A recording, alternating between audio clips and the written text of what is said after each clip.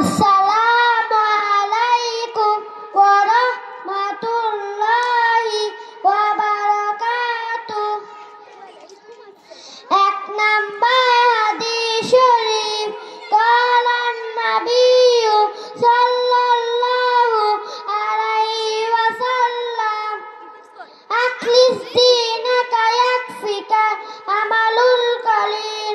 হাদিস শরীফের অর্থ, তোমার ঈমানকে খাঁটি করো, অল্প আমলে নাজাতের জন্য যথেষ্ট হইবে।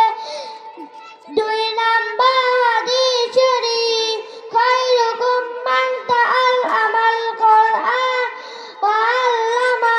হাদিস শরীফে তোমাদের মধ্যে সর্বোত্তম ওই ব্যক্তি যিনি কোরআন মাজিদ শিক্ষা এবং শিক্ষা দেয়। তিন নাম্বার হাদিস শরীফ, তালাবুল ইলমি ফারিদাতুন আলা কুল্লি মুসলিম। হাদিস অর্থ, দ্বীনের ইলম তলব করা প্রত্যেক মুসলমানের উপর ফরজ। চার নাম্বার হাদিস শরীফ, আত্মুর শত্রুল ঈমান, পবিত্রতা ঈমানের অঙ্গ।